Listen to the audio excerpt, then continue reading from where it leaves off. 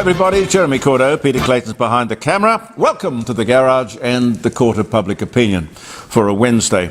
Don't forget to join us on Friday around the dining room table, jeremycordeaux.com. If you go to jeremycordeaux.com, I think they sort of call it the home of Jeremy Cordeaux, but in there's a whole lot of things. Of course, the previous online streaming radio shows that we do for 3 hours on a Friday morning, they are there. There's a bit of history, and there's a bit of stuff on The Garage that Channel 7 recorded, came over here and did a nice story on their news, and we kept that and put that in on the web page. What else is there? There is, of course, the Facebook show, and they, I think, go right back. You've got to go to the bottom of the page to get all of those. But and I got to thank Andy Martin, because he's so good. Andy Martin was sacked by 5AA, I think, a little bit before I was. But fantastic talent. He's a one-off, Andy Martin. If ever you want to know anything about podcasting or the kind of magic he can do on a computer screen, he's a bit like you, Pete. Sorry. Computer stuff. Oh, okay. I'm a dinosaur. I just sort of. So am I, truthfully. I spend my time in awe of you guys. On a totally unrelated matter, Alinta, the power company. You know Alinta, the power company. It's running an ad campaign at the moment. It's quite a big campaign. They're spending a lot of money. We are moving to renewables, which I think means they're moving all their customers to renewables as well. We are moving to renewables. Coal and gas are finished. Now, don't quote me exactly, word for word, but that's the gist of the commercial, I promise you. Coal and gas are finished. Now, Alinta is a Chinese company, where, let me tell you, there are 3,092 coal-fired power stations. That's China. China is responsible for 95% of new coal-fired power station construction last year. 95%. That's 2023. They are currently constructing 2 new coal-fired power stations a week. And the Chinese-owned Alinta Power Company says in their advertising, coal is finished. Well, they are being conned, or we are being conned. I still don't get it. Does China have a different atmosphere to ours? One where it's okay to burn our coal, and we've got our atmosphere where we can't do that and have the cheap power that obviously they're setting up all of these coal-fired power stations to take advantage of. They're not stupid, the Chinese. Somebody, though, thinks we're stupid. I think it's the crowd in Canberra, if you ask me. I had one of those, let's find you a cheaper electricity alternative provider calls. You know, they just cold call you. It's usually somebody who is a little hard to understand. Indian, perhaps, I don't know. I don't know. I don't think Chinese. Perhaps Filipino? I'm not sure, but very, very hard to understand. Anyway, we would like to get you a cheaper electricity deal. Yes, I said. Whoa. Yes, I said, but hang on a second. You rang me 12 months ago and told me exactly the same thing. You're paying too much for your electricity. And you put me on to Alinta. Alinta, a Chinese company, which is now charging me almost $6,000 for what used to be, when I was with AGL, about $1,500. A better deal. Really? And you want to help me again? Oh, bless you. I said, listen, if you want to help me get rid of this federal government, along with their cheaper alternatives. Yeah, how would you get by in China if you had a government? Well, you see, the government wouldn't do it. They know right from wrong, up from down, crazy from sanity. They know. They wouldn't get very far, would they? Cheaper alternatives. It's not the electricity that's expensive. It's this government with its renewables policy. Can't you see it? I can see it. Supposedly cheaper, promised to be cheaper. We need to take advantage of our natural resources, coal and gas. We need coal and gas-fired, baseload, reliable, cheap power. That could make a huge difference to the cost of living in this country. The Chinese enjoy our cheap coal and we can't. They've got smart people running that country. They produce the most emissions and we produce the least. Their electricity is the cheapest, ours is the most expensive. Where is the logic? Think.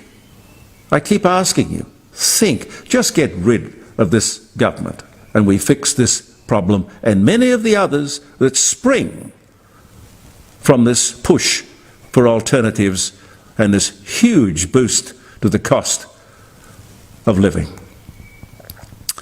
A coin has been released to celebrate Countdown. There was one for, what's the cartoon character? Oh, Bluey? Yeah. Bluey, yes. It's an interesting thing, releasing coins. Well, at the same time, they're telling us that cash is dead. Here's a new coin. It's all right. There's going to be a Countdown coin. A Countdown. It ran for, I think, 13 or 14 years, and for people of an age, it was must viewing. And Molly Meldrum had enormous power. He could make or break stars. There's a book out. Jane Gaza, I think her name is, I'm maybe not pronouncing it properly. Jane Gaza, it's called I Hear Music. Tells the whole story. I got a call into Jane and I hope to have her on the show on Friday. Apparently I believe Molly Meldrum is in a bad way. He never got over that fall, serious fall, which resulted in head injuries. I don't think I ever met him. I know I talked to him a couple of times over the years, but by all accounts he's a very nice guy. I hope he's okay. Racism at the ABC? How ridiculous is that? The politically correct ABC? Racism? Are they pulling our leg? Well, if there's racism, it's reverse racism. Well, that could be, but I didn't think that. I'm not that Machiavellian. I didn't think of that. Racism. There used to be a time in the day of Sir Charles Moses and Sir Talbot Duck Manton, the two guys who ran the ABC in its glory days. They specialised in getting the best people. It was a meritocracy, pure and simple. But now, that doesn't matter. It's diversity. We have to have the most diverse people. And of course, if you're woke, you're in like Flynn. The ABC should be a meritocracy, the best. Most intelligent, most entertaining, most brilliant people. That's simple. Sex, colour, height, weight, doesn't matter.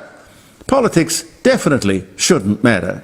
Or if it does in somebody's mind, it should be carefully balanced.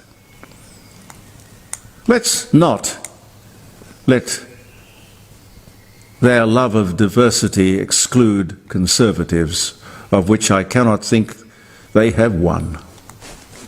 Anyway, I don't run the ABC. Mind you, I'd love to do it. Just maybe for one day. A guest managing director. I'd like to see that. Oh, look, I'd love to do it. I do it for nothing as well. I'm still bitterly disappointed in Ita Buttrose, who I've always admired all my life. In fact, loved her for, well, when I say loved her, at a distance. I really thought that she would straighten them out, but no. The government to address shrinkflation, which is interesting, good idea, but I can't really see what they can do. Unless it's, what do they call it, deceptive and misleading conduct. I don't know what the government can possibly do. And these big supermarkets, manufacturers and whatnot, they've got a phalanx of lawyers, or whatever the collective noun is, to tell them how to exactly word everything. Look, in all honesty, it's up to us. Let the buyer beware. If a manufacturer is pulling a Swiftie, just don't buy it. You know, they either put less of the product in the bag, or a smaller number of the product, or less weight, or something. In other words, they're shortchanging us. What I do is just boycott the item or the brand. Do it. That gets their attention. Ladies and gentlemen, I reckon we have to pull this country back from the brink. We had to book, you'd be aware of this, I guess, we had to book hundreds of seats to fly people out of Lebanon. 500 seats originally, that grew to 900 seats at, I assume, public expense. Yes. You reckon? It is, yes. Public expense. I got no idea what that would cost. 900 seats, but hang on. They're there to help 25,000 Australians get out of Lebanon. What are they doing there? Why are these people taking advantage of their Australian citizenship but choosing not to live here? I think it's called voting with your feet, isn't it? Being Australian means to me, in my book, love of country, the flag, the people, the food, the freedoms, the opportunities. What do you reckon, Pete? Well, I said in a Facebook post, a piece of paper does not make you Australian. As you say, it's the heart, it's yes. love of the country, love of the flag. Yes. Obey our laws, our way of life, and they do not think that way. Our rule of law. I put that on my list as well. Lebanon's civil war raged from 1975 to the mid-1990s. It's a long war. Thousands killed and wounded. Many flee the country, tens of thousands to Australia. The reason for the civil war, which wasn't very civil, was religion. The Druze, the Hanafis, the Christians, the Shia, the Sunnis. Mainly all different interpretations of Islam, except for the Christians, who I guess just had to keep their heads down. Tribal, historical hatred. The more I think about it, multiculturalism doesn't work. What do you think, Pete? It absolutely doesn't work. I think it's been proven. Yeah. In some areas, at some times, with some people, it's worked brilliantly. But we pushed our luck. I think the only time it has worked in places like Singapore, where Caucasians are the minority. Yeah. We don't try and change. We're too polite. I don't think we would do it. We wouldn't do that. No. It's like coming into somebody's house and rearranging the furniture. So that's the only place it works, but no. It's a failure. Unless people agree to leave their baggage behind and get on with each other. So what do we have here? We've got 25,000 refugees who were mostly given refuge from the horrors of the Lebanese civil war. Why would so many of these new citizens choose to return to Lebanon as permanent residents with an Australian passport? Now, I don't know, but how many of these 25,000 or more found their way onto Australian social security, welfare? And if you leave, shouldn't those benefits cease? Just thinking. Up until a few days ago, just 27 seats of the 900 had been taken up. But now we've got some 3,000 who want to leave, who put their name down. But why are we paying for this? What are these people doing in Lebanon? Clearly they like the joint and don't want to leave. Minister Wong, you remember, has been begging for ages, get out now, get out now. But anyway, what business is it of ours? When I look at the world and history, I see it is religion that is a big problem. A lot of trouble with Islam around the world, not exclusively, you understand. But here in Australia, we've been relatively lucky. But we can and should choose carefully who comes to live here. I don't know how you'd word it or what the legal implications would be, but I believe, don't know about you, Pete, but I believe this is a white, Christian, democratic country with the rule of law which respects women. We are tolerant, accepting, liberal and generous. But we're not fools. If this is not what you want, don't come. But don't try to impose on us what you want. There are lots of countries with lots of different cultures and customs into which you may fit in better.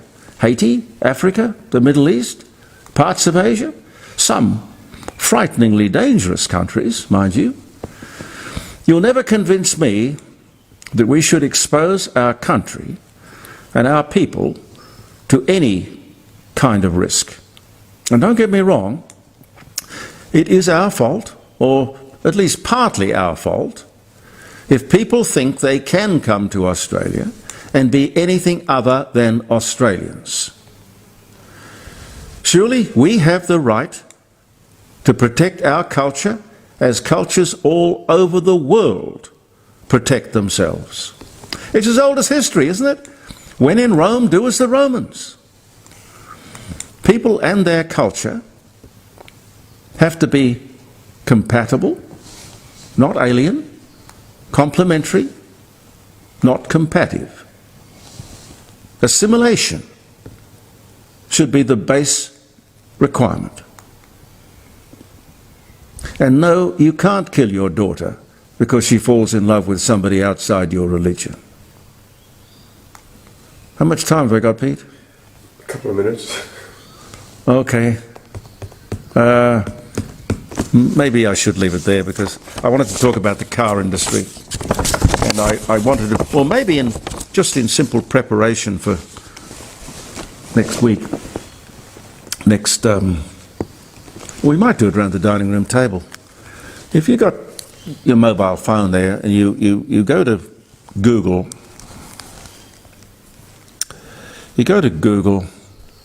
and you ask this question. Hey Google, what can you tell me about the Lima Declaration? According to Parliament of Australia, in 1975, the Whitlam government signed the United Nations Lima Declaration, through which the Australian government sold out Australian industries and workers by specifically agreeing to transfer manufacturing to third world countries, supposedly to help them develop. Do you believe that? I didn't make that up. That is the truth. Gough Whitlam sold out, their words, sold out Australian industry and workers by agreeing to transfer our manufacturing industry to third world countries. And people still vote for Labor. And people still, how could any worker vote for Labor? Please, if you don't believe me, Google it, look it up, research it. The Lima Declaration, right underneath our noses. The media didn't say a word about it. The Parliament wasn't consulted about it. And there are people who still idolise Gough Whitlam. It's beyond belief. Beyond belief and beyond a joke. More about that in the car industry next week. Before I give you some dates, just quickly, this is the fine last catalogue of Jim Elder's last auction. He has 4 of these a year, but this was a Bobby Dazzler. I think it was one of, if not the biggest catalogue. Important Australian paintings. It was on Sunday the 8th of September. Now, if you have an interesting painting and you want to know more about it, he is the man to tell you. He is more than happy to give you a free appraisal. He's looking for Australian and international works of art of note. And you may well have one on the wall and not even know it. Have a talk to Elder Fine Art Gallery, Helen and Jim. I'll just give you the number. It's 8267 2869. And his auctions are viewed, and he has purchases, people buying paintings all over the world. So you are really putting your painting in the best possible light to achieve the best possible price. Talk to Jim Elder. And if you're out of town, or even out of the country, I don't know where you're watching this, but it's, what's the country code for Australia? 61? Yes. So it's 6108 8267 2869. He's a marvellous man. He really is. Jim Elder and the Rising Sun Inn, our sponsors here for the Court of Public Opinion from the garage. And, of course, from the dining room table, where I hope you'll join me on Friday, October 9. The Statute of Westminster, 1931, passed by the Australian Parliament. It formalises Australia's autonomy. We became a nation, but it wasn't 1942. Maybe this was passed, but it was not till 1947 that we passed the Citizenship and Nationalisation Act, which then made us totally independent of Britain. But it was a formidable time in the establishment of our great country. We're pretty young, you know, 1942, that's not so long ago. 1876, the first two-way telephone conversation, first over outdoor wires. That was in 1876 on this day. On this day in 1947, the first telephone conversation between occupants of a moving car and an aeroplane took place. I don't know why or what was said, but it was a moment in history. John Lennon, British rock singer, songwriter, Beatles, Strawberry Fields Forever, Help, Imagine. Born in Liverpool, 1940, his son Sean was born on the same day, but 1975 was the year. Hobart in Tasmania was founded in 1804. The first that's a good one. The first electric blanket was manufactured in 1946. And Pete, it would have been a very expensive purchase in those days, $36.50. Well, in those days that would be a lot of... For an electric blanket. And I reckon there'd be many people who would say, you mean I get in and lie on an electric mat? Well, you can understand people being a little nervous, a little cynical, a little careful. The first consumer to use home banking by computer, 1980. United American Bank in Knoxville, Tennessee. The first consumer to use home banking. And you know, 1980, I still don't use home banking. I don't trust any of it. Give me my checkbook any day. What else? Elvis and Priscilla Presley divorced after 6 years. The day was this. 1973 was the year. Jackson Browne, American rock singer, Running on Empty. Do you like Jackson Browne? I love Jackson. Jackson Browne was good. What was the other thing that you played that I like? Handsome Brown-Eyed Man, or...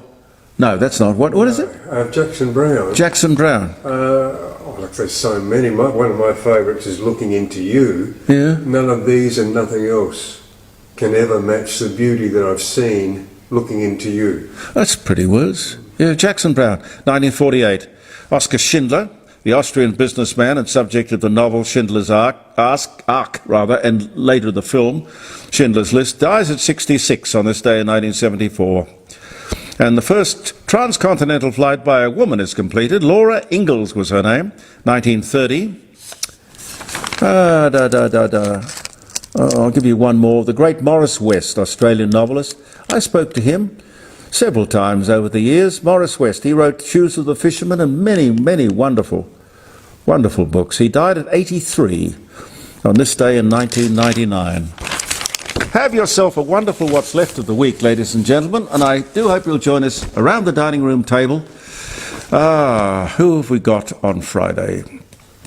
Leon Vine is going to drop by. Professor Ian Plimer will be there. Les Ellicus will be there. I'm working on some interesting stuff. Most importantly, I hope you are going to be there to give us a ring and have your say about what you will in the court of public opinion. See you next Tuesday and Wednesday here in the garage and on Facebook and podcasting. Pete and I will be back then. Believe in yourself. Have a great what's left of the week. I'm Jeremy Cordeaux. Bye for now.